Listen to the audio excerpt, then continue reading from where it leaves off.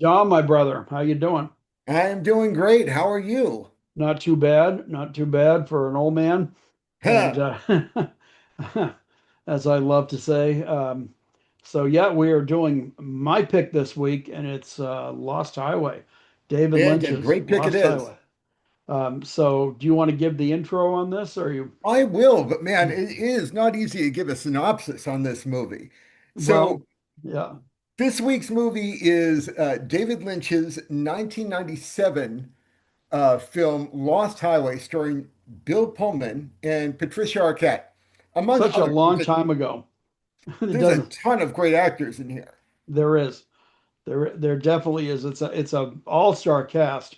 I mean, there's just a few of the many people that are in this cast, including, of course, Bill Pullman, Trish Arquette, Robert Blake, who was Beretta. Then he became a wife killer, and Richard Pryor's last film. yep, absolutely. And Richard Pryor, I don't know too much about how that he came to be hired for this film, but he was very sick with MS when this film came out, and he was not doing that well. So luckily, he did manage to get a part in the movie. Mhm, mhm. Um, and I believe it was after the accident, Gary Busey too, who is in this movie. Yep. Natasha Gregson Wagner is also in this movie as Sheila, the girlfriend of Balthazar Getty. I never Yeah, pronounce it. Balthazar Getty. Yeah, I can never pronounce his name. Um, Playing Pete Dayton. yeah, yes. But yeah, she plays his girlfriend in this, and I think it's also uh, Robert Loggia. I don't know if I'm yeah, Robert pronouncing it right. Loggia, I believe but yeah, Loggia. It's also yeah, his last film, I believe. yeah. I think he died not too long after this, but yeah, it's an all-star cast for sure. Marilyn Manson's in it. I Yeah, mean, it's Henry Rollins. yes, yeah, the terrific Henry Rollins and plays a guard in this one, but yeah, it's got quite the cast. Giovanna Ribisi's in it. I mean, it's like, come on, it's the amount of people that are in this are incredible. And Um, the synopsis is tough to give. Like we are spoiler alert, but yeah, I don't know if you can spoil this movie. you can't really, It you can't. starts out with this couple where the main character is this jazz saxophonist, Yeah, Bill and Pullman. he Yeah, he and his wife start receiving these weird, vaguely threatening videotapes, yeah, and then she's murdered. Did he do it? The law seems to think so, but none of it's clear. And then while in prison, he becomes someone else. Like yeah, literally, he doesn't find Jesus and change the way he yeah, is. yeah. He literally becomes an entirely Someone different else. Yeah, person. yeah. It's a very strange. It's a very strange premise and a very strange film.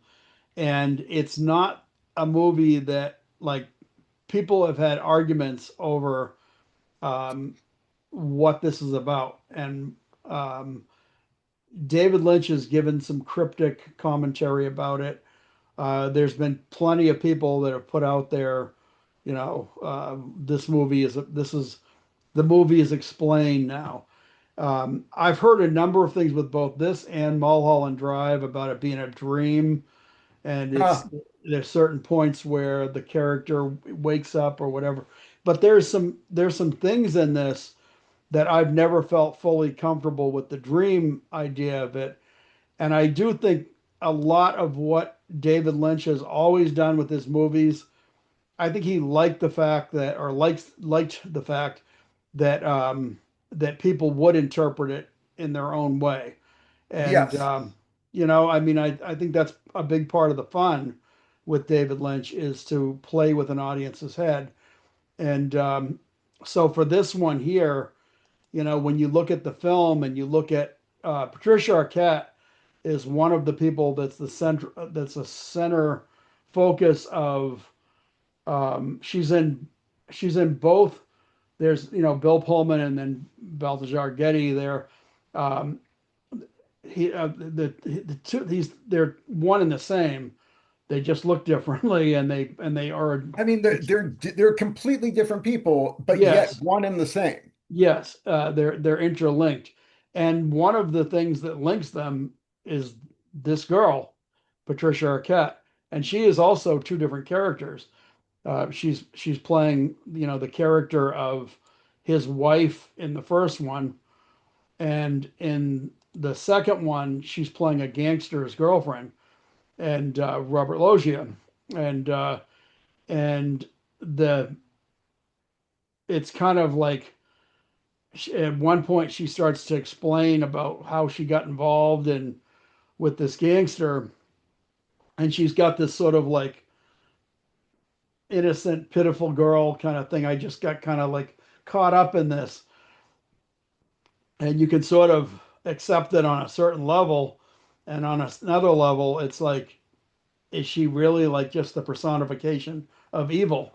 And Yeah, because you know she presents as innocent, but you know she's not that innocent. no, she's not, and she's leading him down a very dark path. Now, whereas the first girl, the first Patricia Arquette, um, she is playing his wife, a cheating wife, but she's playing his wife, and Are we sure she's cheating? I thought it was implied, but we never find out it's for sure. it's implied, but there's some pretty strong implications. She knew she knew this guy, Yeah, uh, yep.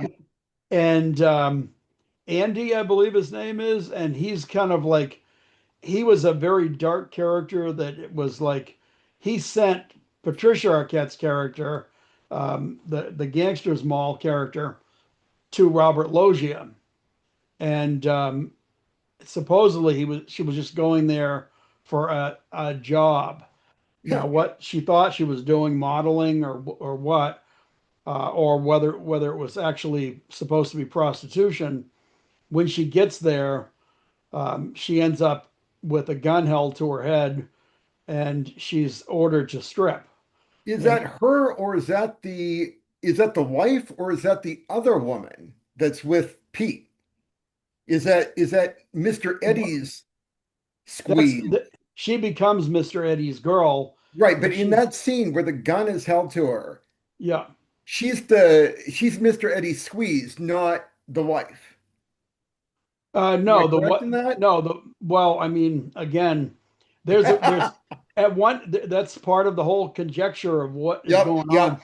in this film because there's one scene where Pete uh, is looking at a picture of it's Robert Loggia, I believe it's the character of Andy, and Patricia Arquette's in it, and she is in it. I can't think of her Hmm. name in the movie at the time, but she's in the picture. Renee. Yes, yes, and there's a whole thing about that where they're going because there's one point and another character that is tying them all together, and that is this Eh, creepy fucker, and he is the creepy as mystery hell. man. Yes, he is creepy as hell in this, extremely creepy, and I'm not totally sure just what he's supposed to be representing. Okay, so Yes. again, I do some research. I've got a little behind the Yeah. scenes. Robert Blake, who plays the mystery man, he got cast in this role by Lynch, Yeah. and he read the script, and Lynch gave him carte blanche to create his own character. This is your role in the script. These are your lines, Yeah. but you can make whoever you want to be. And so this is where he developed his own look. He is solely responsible. He parted his hair in the middle. He did He a put great on job. kabuki makeup. Yep. He dressed all in black, and he came up to David Lynch, and David Lynch was like, "Oh, I love it. Of I love course. it." He gave Of him the course he thumbs did. up. Of course he did. No, Robert Blake, Robert yeah. Blake said to him, he's like, "I love that I'm playing this role. I have no idea what your script is about." Yeah. Yeah. Well, and often with David Lynch movies, I think he throws his characters into his actors into the deep wide ocean and says, "Okay, just start swimming. Find your own paddle and stroke, and go with it and figure it out." And unless they are like totally off the beaten path, but he tends to get people that have, for better or worse, interesting minds. Mhm. Um, and I mean, Robert Blake, you say what you want about the guy. I mean, he grew up. He was a child actor. He was very messed up. When he did the murder, which I truly believe he did it, when, Alleged. allegedly, yep. But when he allegedly did the murder of of his wife, and that woman was exploiting a lot of celebrities. She was no good. So by a lot of people's uh, explanation, not just Robert Blake. Um, so I do believe that she got herself into a bad mess by she messed with the wrong people, and there probably were other people that wanted her dead too because she was really messing with a lot of people. So did he do it? It's like OJ. I think he did. I know absolutely nothing about that situation. I've heard Yeah, the bare yeah, minimum, but I know yeah, very little about that situation. I don't know much about Robert Blake himself, yeah. but man, he He threw was himself Beretta. into this role. Yeah. Oh, he killed the bro. He was He killed him. terrifying. And I will. He absolutely terrifying.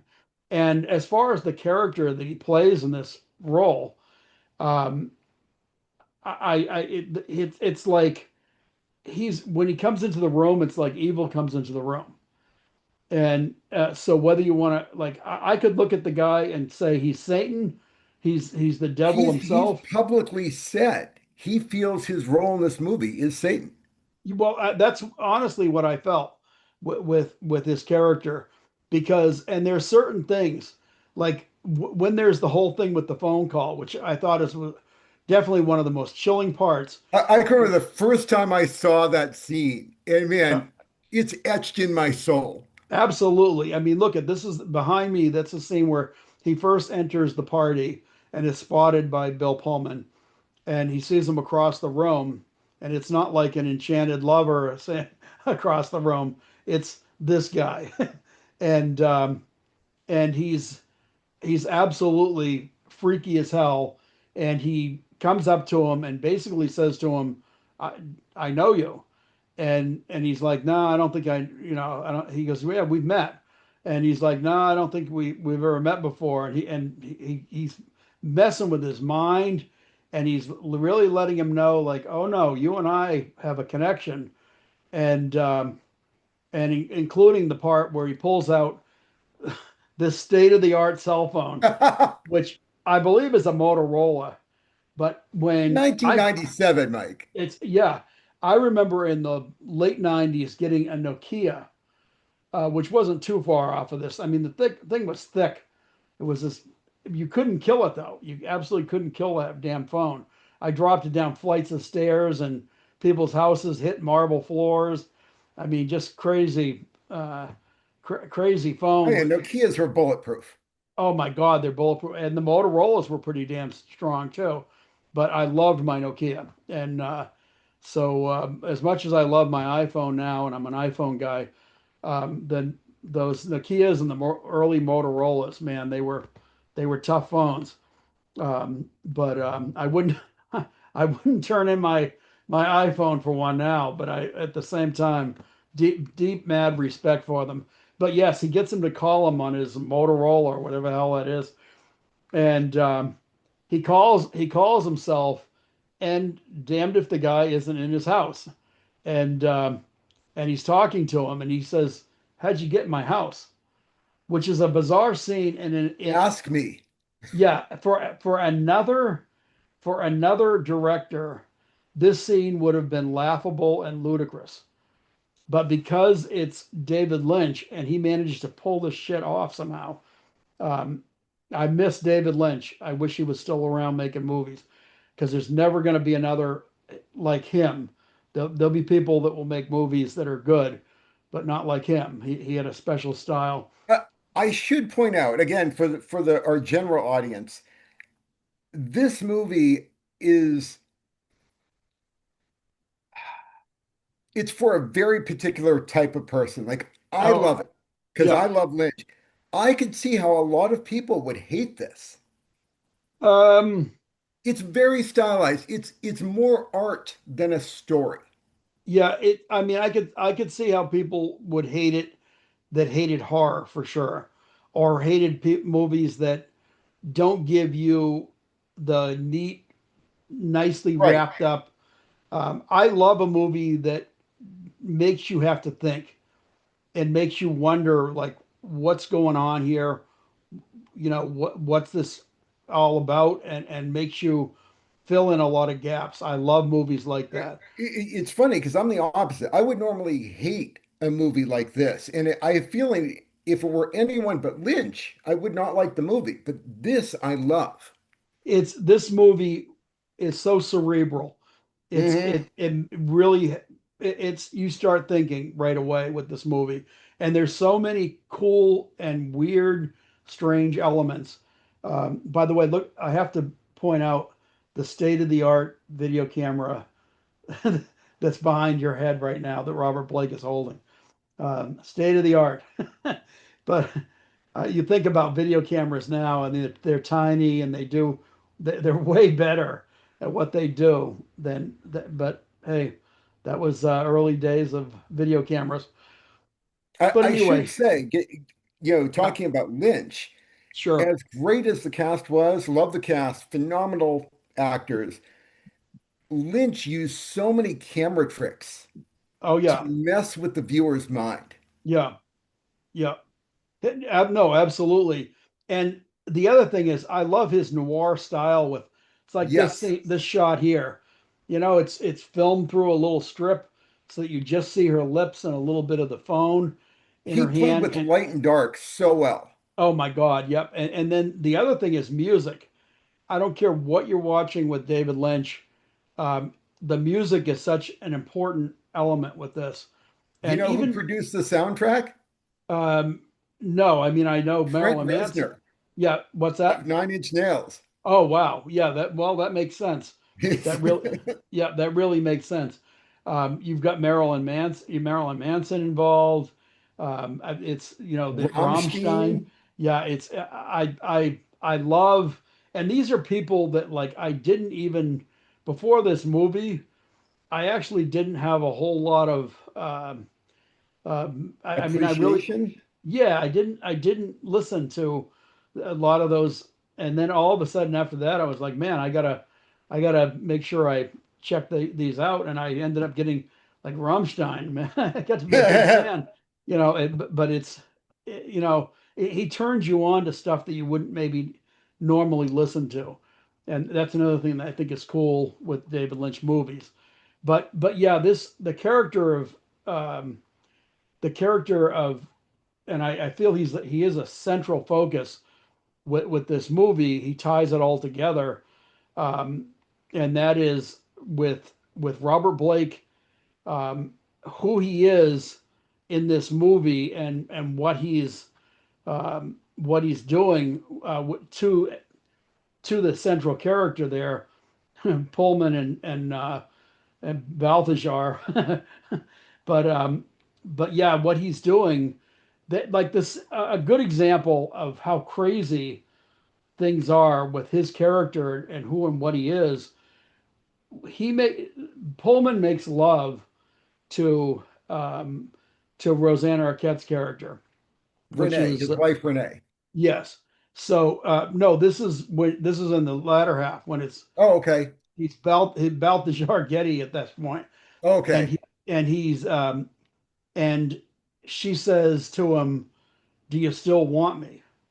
As they're starting to make love, and they're starting to go at it, and things are getting hot and heavy, and he starts calling out to her and saying, "I do, I want you," and he repeats that "I want you" several times. We're not supposed to show that scene, but he keeps saying "I want you," and she pulls away from him and she looks at him and she goes, "You'll never have me." Mhm. And it's in and Patricia Arquette. did a wonderful job in this movie, and that was the coldest, cruelest way for her to say that. It's like, wow. And right in the middle, I mean, I don't know what that would do if I was right in the middle of an act of, you That would be a know, mood killer. it would definitely be a mood killer. And then she walks away naked, walks up the steps of the I couldn't think of that whether it was called the shack. I don't know if it was a beach shack or a desert shack or what the hell it was. I never did totally figure out like where that was supposed to have been. I'm assuming that it's desert because I didn't see any water, didn't hear any water, but who knows? Hmm. It's California, so who knows? Um, but she walks up the steps, disappears inside, and Robert Blake comes out and and invites him on in. And he's like, "Where's where's the chick?" And there is no chick. It's when he gets inside, there is no chick. Instead, it's this guy. It's Robert Blake, and she's nowhere to be found. And then you start to think in your head, if she's not there, then he just got through making love with Robert Blake. The devil himself, Satan, whatever you want to call him, or in the incarnation of evil. And that's who he's been messing around with all this time. So my interpretation of this movie Yeah. is, do you remember the movie Triangle where they were on the Yes. Oh, boat? absolutely. I love that movie. Yeah, my interpretation is that this is a very similar thing, is that he is dead, he's committed incredible sins, and now he's in hell, cursed to relive these lives. Yeah. Well, I could definitely see it. I could definitely see it like that. I also could see it as the movie is entitled Lost Highway. And I Mhm. had this conversation with your cousin Alicia one time because she was talking about the preferred if people want to try to explain the movie what it's about, and she was going on about the dream part of it, and I was saying, well, he called it Lost Highway, and Lost Highway is kind of about if you know the Hank Williams song, which I can tell you right now, David Lynch would have been a Hank Williams fan. I can go pretty much on record and say he had to have been a, a Hank Williams fan, as much as he loved music and some country too, even. But so anyway, there's a lot of very familiar lines in Lost Highway, but it's about a man that's on a lost path, a lost highway that he can't get off of, and he's trying to warn other people like, don't get on this road, because once you get on this road, you're lost. You're not going to get off of it. And and it's basically wine woman song, the whole bit. Um, but um, but it's like I said, I truly believe that that plays an element into it. And again, like I said, the line where he says to him, "How'd you get in my house?" He says, "You invited me." Yep. And that's a chilling line in itself because it harkens back to almost like the vampire or the or the Well, the devil or the himself, I devil mean, himself, where it's like, well, you have to invite me in, hmm but if you invite me in, it's going to be pretty hard to get rid of me because here hmm I am and I'm here to stay. And so, like I said, is that what it is? Is it? But I fully accept what you said. I mean, it is open to interpretation. It is open. It's why I call it art. Yeah, There's no clear-cut thing here. yeah, and that's one of the things for anyone that is, if you haven't seen the movie yet, and you're thinking of watching it. It's a great movie, but you will have to, like Dom was just saying, you're going to have to give up a lot of if you're someone that likes your movies all nicely tied and cut and put into a nice little bundle. This is not a neat little bundle. This is something that's going to make you think. And This is a movie that almost requires repeated viewings. yes, yeah, and in fact, the more you see the movie, the more fun it is. Hmm. I love that hotel too, or motel, the Lost Highway Hotel. Um, that's where they're meeting up. But yeah, I'll tell you what, that's another thing because I love Patricia Arquette.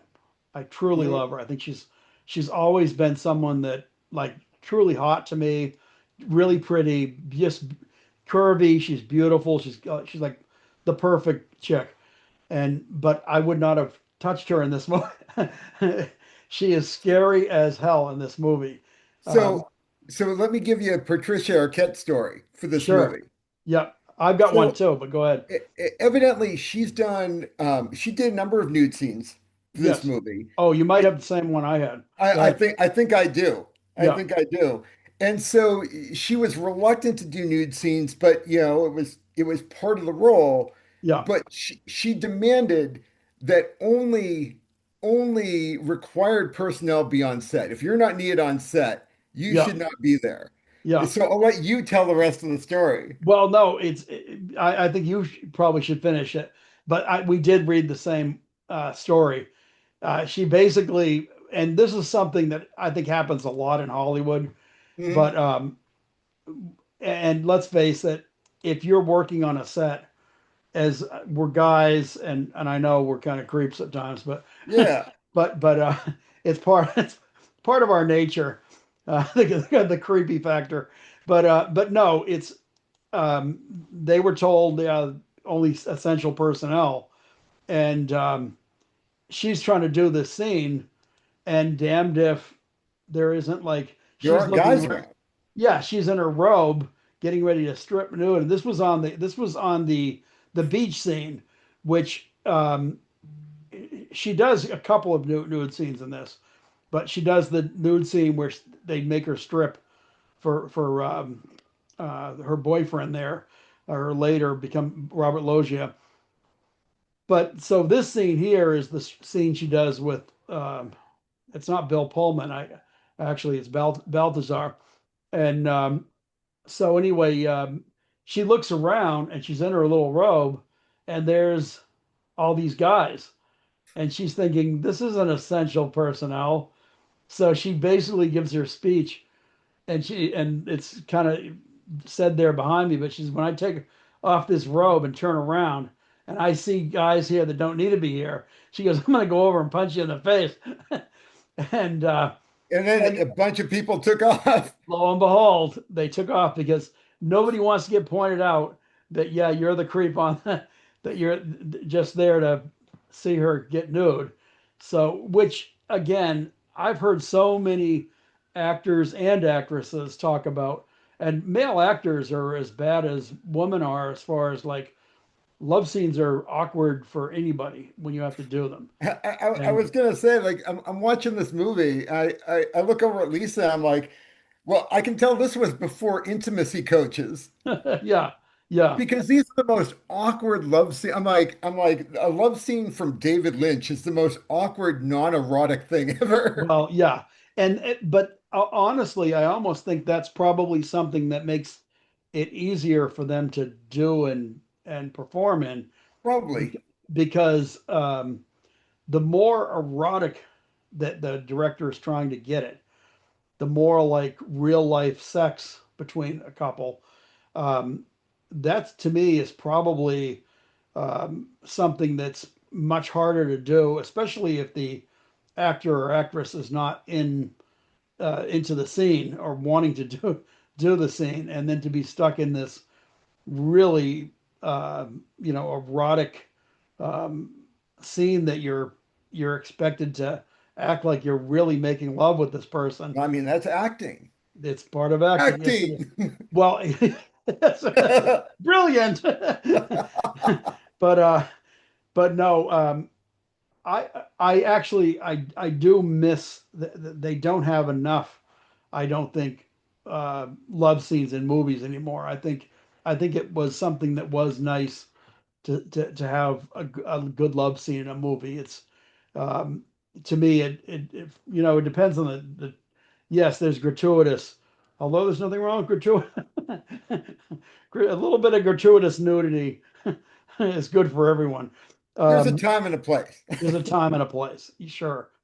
But yes, to get back to this now, the other thing is, I have to say, I really enjoyed seeing Busey in this, and Yeah, I love the couple.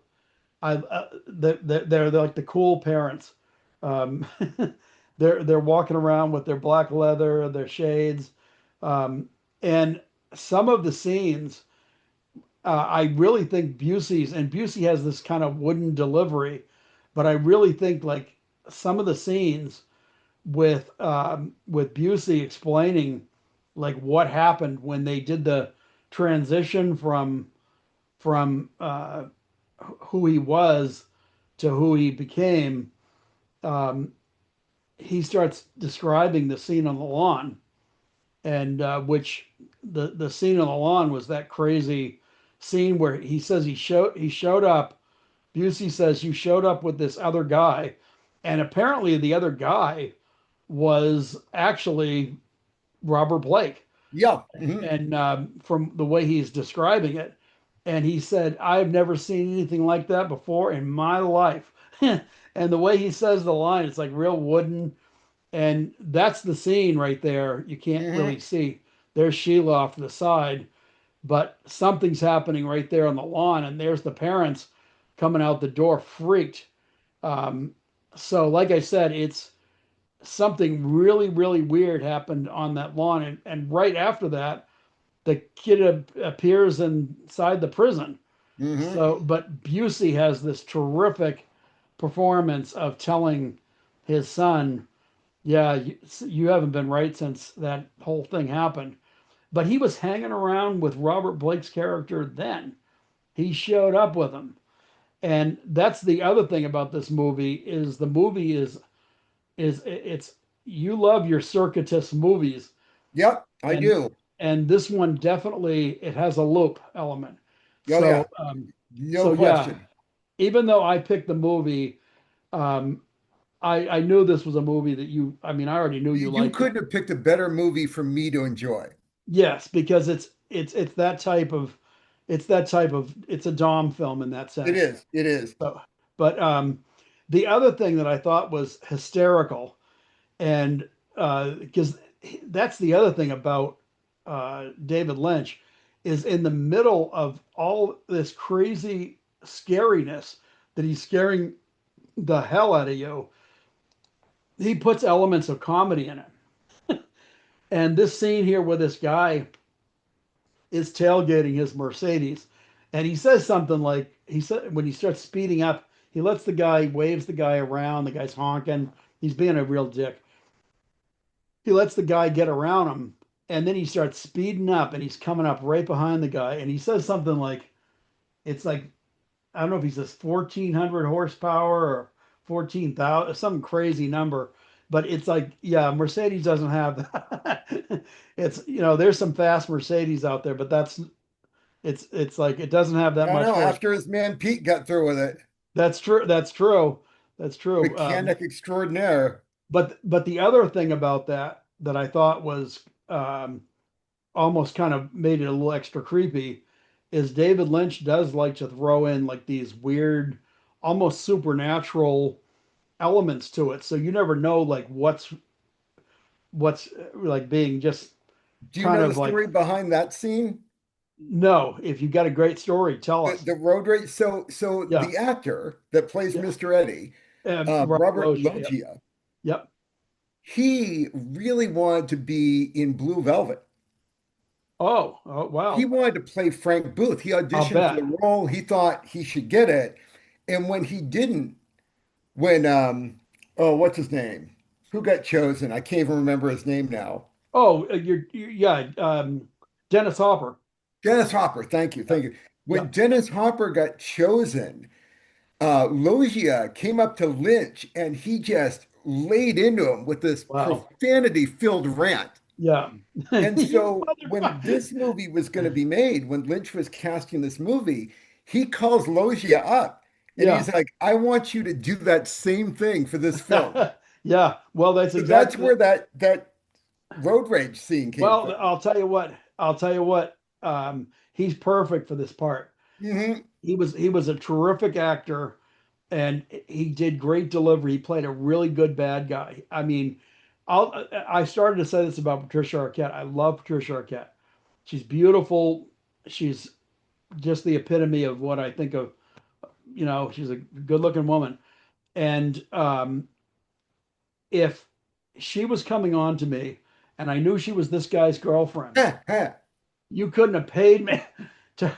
I would have been like, listen, I am not going there. I'm The, not the going there. entire time you're watching this guy like fall under her spell, you're like, oh my God. Yeah, yeah, because all I could think of is, man, no, I could say it in a crude term, but it's like no, I mean, he even told the kid, he's like, yeah, if I ever found out someone yeah, was running around with her behind my yeah. back, And then he kept it up, and he was like, it was like then he made it even more clear, and it's like, dude, you're playing with something that you're never going to get out of here. It's that was but a you know who he was playing with? The devil. Yeah, absolutely. They were one and the same. Hmm. And it's absolutely crazy, like the little things that they did with both him and her, because they were all wrapped up one and the same. Um, but yeah, like I said, this movie just creeped the hell out of me. And Do you remember the first line of this movie? The very first line is someone you don't see. They press the button on the yep, intercom yep. and they say, Dick Laurent is dead. Yes, and that's what he says in the end when he goes up to the house, and he says it again in the speaker at the end of the movie. Um, And that was one of the inspirations for the movie because that happened to David Lynch. really? Yeah, he Wow, said like one day I was at home and someone buzzed and just said Dick Laurent is dead, and he never found out where that came from. wow, wow. That's crazy. That's absolutely crazy. Um, Now, one of the more gruesome deaths. Oh God, yes. Yeah, it's like wow. Um, it would almost be laughable if it wasn't so like, oh my God. When you see the scene of him hitting that table and you're like, his head, which I think is pretty much impossible, but at the same time, for it to happen like that. You But gotta wonder who got that idea. They're looking at a glass coffee table like, yeah, but it was great. Another thing that in a David Lynch movie that maybe wouldn't work in a lot of movies, but for a David Lynch movie, it works.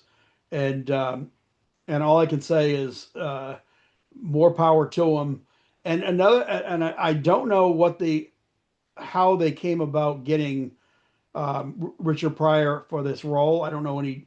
I haven't heard anything about that either. Yeah, I don't know what the background was, how he became a part of this, but I that's something that with him being as sick as he wasn't probably going to get any other roles, and the very fact that he had a small part, but he made himself. He was. I really enjoyed seeing Richard Pryor in this, Yep, and yeah, it was good seeing him. it was good seeing him, and he actually made himself. He was he was quite effective in the small scene that he or Hmm. scenes that he did. He only had a couple of Petey's scenes. back. Petey's back. Yeah, yeah, yep. And then he had that weird scene where he's talking, and he goes, "If you can find one guy to give you that price, or 10 guys to give that," and it's like, then I'll like whatever the hell it was. It was some Yeah, I don't crazy. remember what it was. Yeah, and I was thinking to myself, what? It was, but at the same time, it's like he was so good in this, and just small little scenes, but yeah, thank God he was in it because I enjoyed seeing him, Yeah, and yeah. and again they didn't. It wasn't like they had to have him, but it was nice having him in the scene. But right from the very beginning, there's so many elements of this.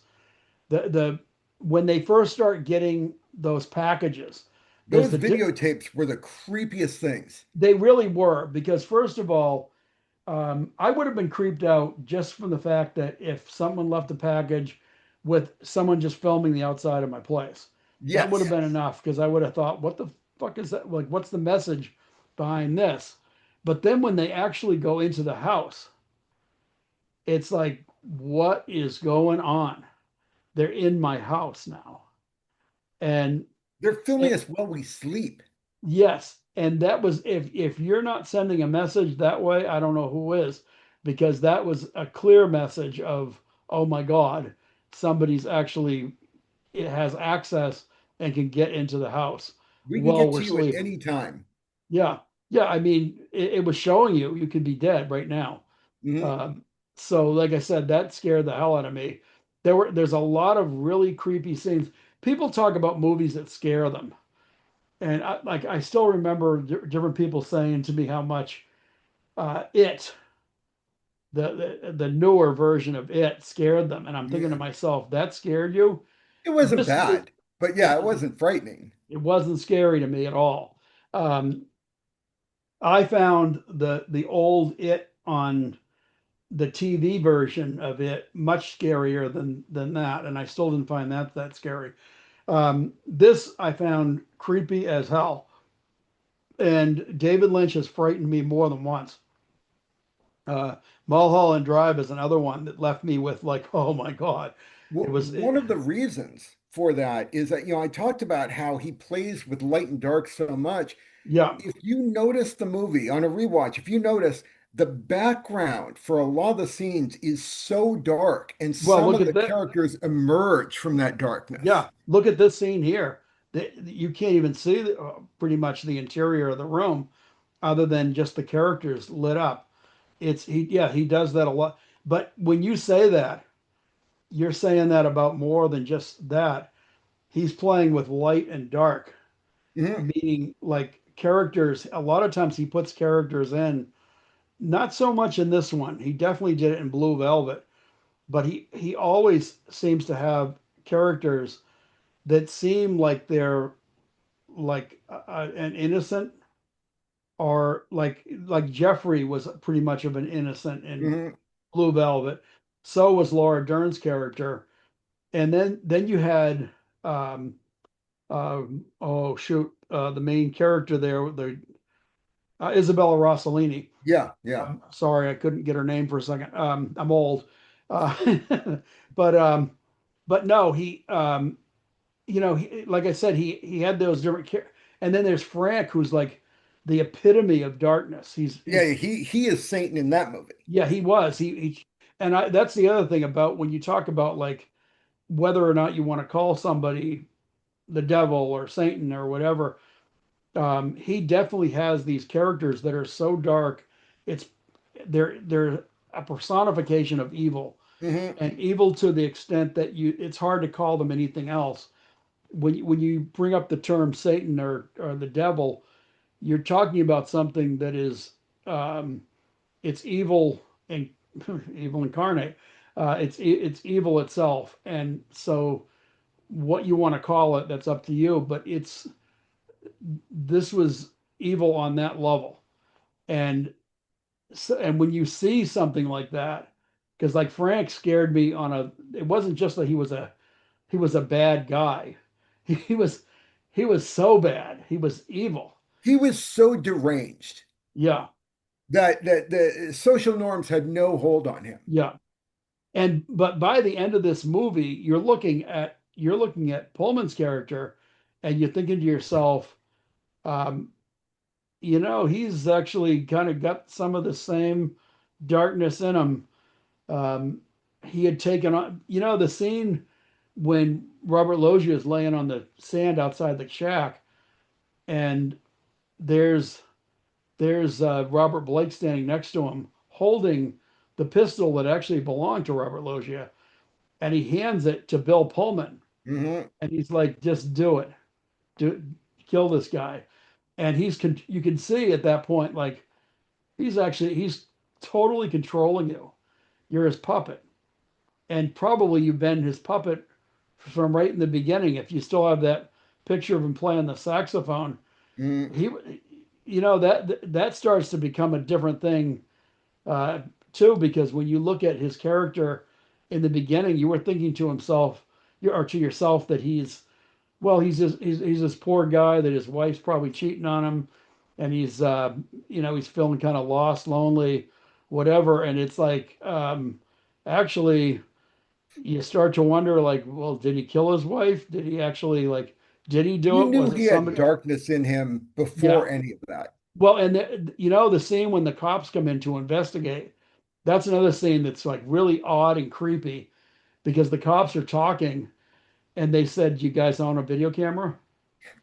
And it's like they're looking at them You like, sleep in this room? yeah, they're asking odd questions, but they're asking questions that are kind of pointed to him.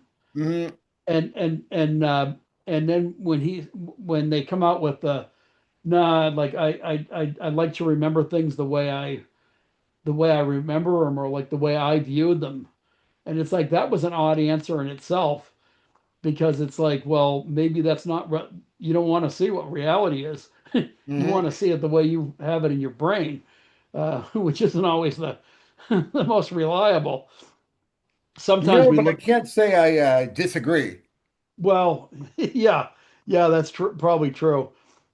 Especially sometimes about the way things are. Sometimes you think to yourself, I wish it was actually the way I remembered. But but yeah, I don't know. Like I said, I can't say enough about this movie. I love it. Um, I'm glad I chose it, but I'm also glad that you are as big a fan of it as you are. Mike, I think we're both in agreement that there are almost no David Lynch movies that we don't love. No, no, it's true. It's true. And hey, it's got Nance in it too. And he was in Blue Velvet. He's been in a lot of David Lynch's movies. Mhm. Uh, Another good, terrific character actor. So yeah, like I said, that's another thing I like about Lynch is how he would often use the same characters that were reliable for him, that gave him what Mhm. he needed out of a performance. And this is there's no better example than this film The, here. the screenplay for this film was co-written by Barry Gifford, who also wrote Wild at Heart. Oh wow. Okay. No, I didn't even really.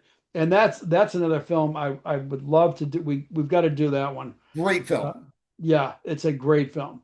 And once again, it's those kind of Diane Ladd's in that one.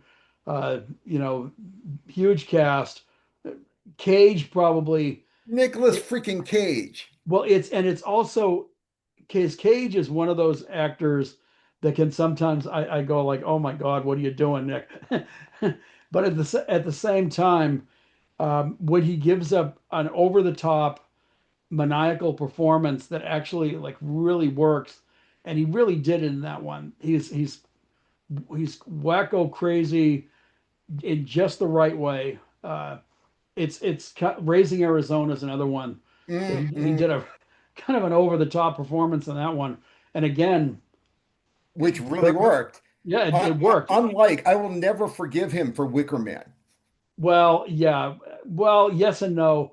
Now I love the original Wicker Man, and for The anyone original is who's great, and I can't wait till we choose that one. I know But it didn't need to be remade, and Cage should have turned that role down. he should have turned it down. But now I look at that movie. I haven't seen it since I saw it the first time. Same. I would love to watch it again for a laugh. I think I'd have to have a lot of substances in me to fully enjoy it, but I think I would probably really get a laugh out of it. Um, and maybe when we do choose the original Wicker Man, the good movie, I will then also rewatch that one for a laugh, the Mhm. remake. But no, that's a that's one of the performances that he could have done without. I was actually laughing at him at the end, whereas the original Wicker Man, the guy that they're killing in the original Wicker Man, is such a good, honest, wholesome character that it's like you're saying a saint being killed. and by these evil people. And in the in the remake with Nicolas Cage, you're kind of laughing at the character and you're thinking to yourself, "Oh my God, this is so crazy, ludicrous." That's kind of the reaction that I had for the remake. But Totally. back to this one. Again, this is a terrific cast, and I don't believe that anyone was miscast in this. I think I can you think of anyone that you would have rather not seen in the No, parts? no, I thought it really worked well. I All the shouldn't movie show that one. parts fit together well. Yeah, no, this was terrific. It's a film that for me every few years that is a scare. That's the scene I was talking about. Hmm. That is a scary scene.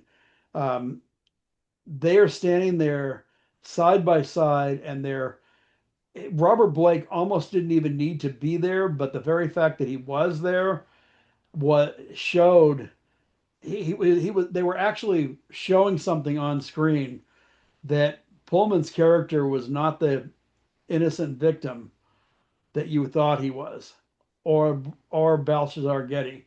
They were not the innocent victims. They were actually part and parcel of evil, and They invited darkness. they invited darkness into them.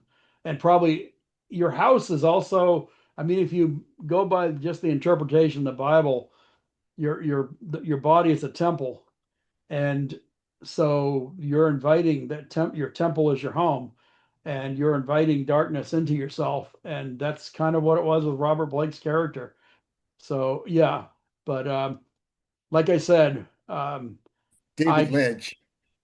what I'm I sorry, said I could go on and on about this movie and about David Lynch, but abs absolutely. I'm going to cut right to the chase and say, I mean, you know, I'm giving it two thumbs up. It's Yeah, Lynch. yes, yeah, no, it goes far beyond that with me.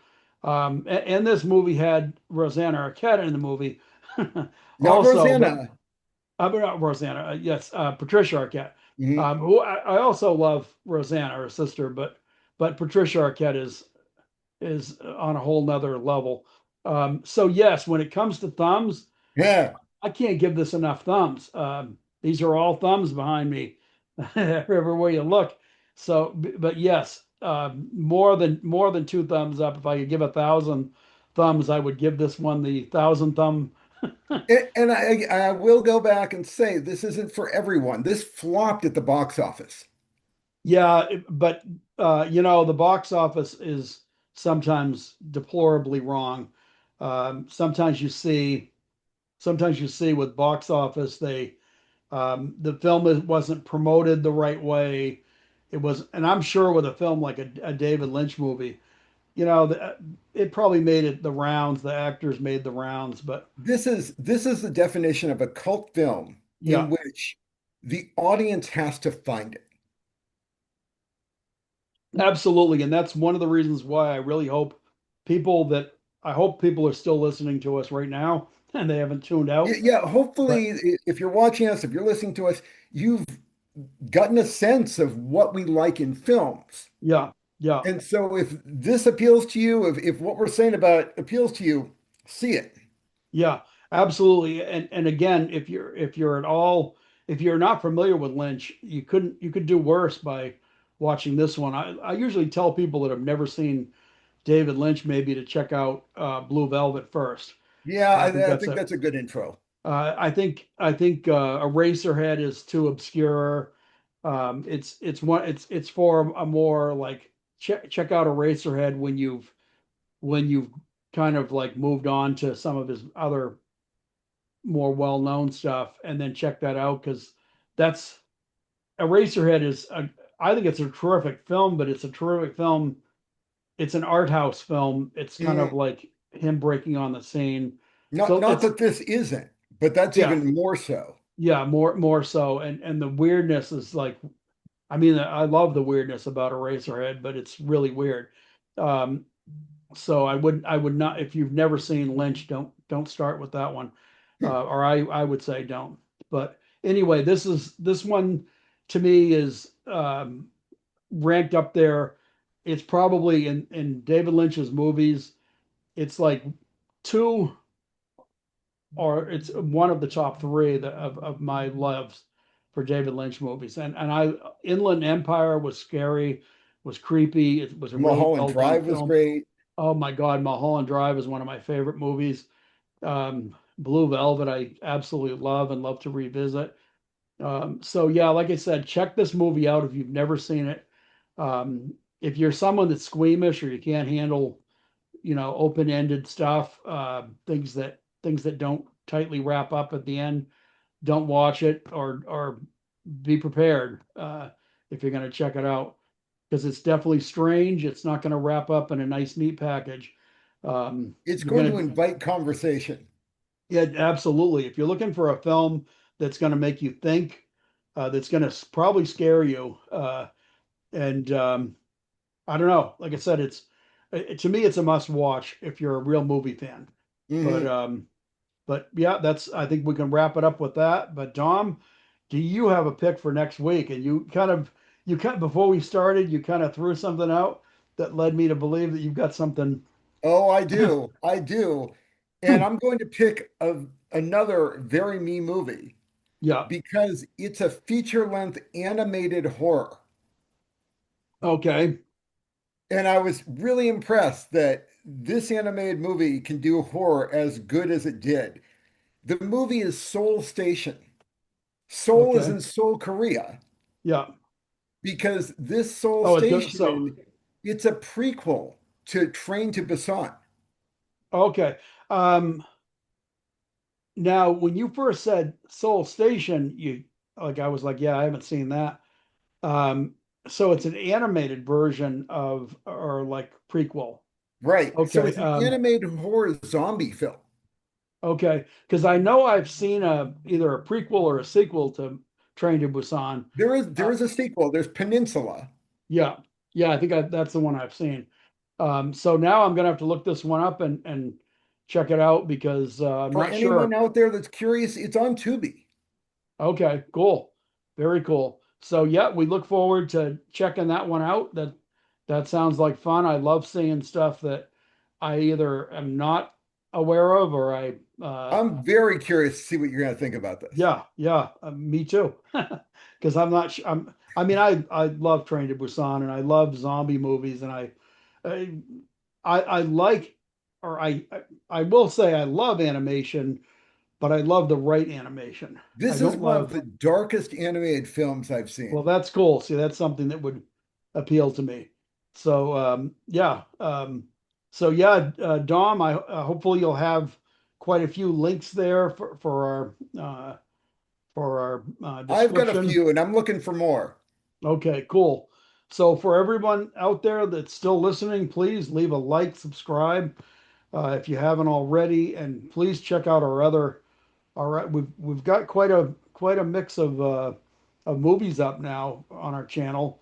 There's quite a bit of content. Dom did a really cool walkthrough of a theater in Portland that everyone, if you One of haven't the checked it out, oldest theaters in the US. yeah, and it's actually a well-regarded theater. So if you haven't seen that one, I would really highly suggest you check that out.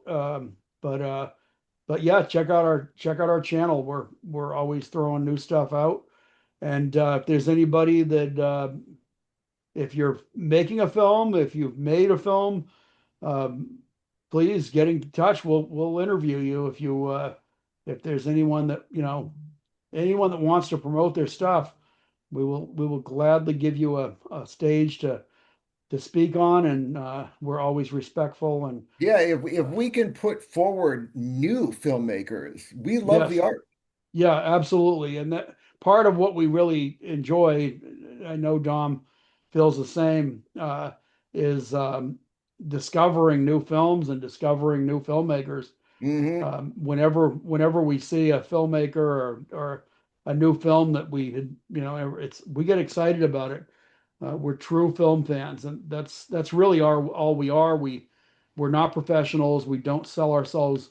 Anyone that Though we was would. watching. Well, yeah, we would if you want to put us up as the new Siskel and Ebert.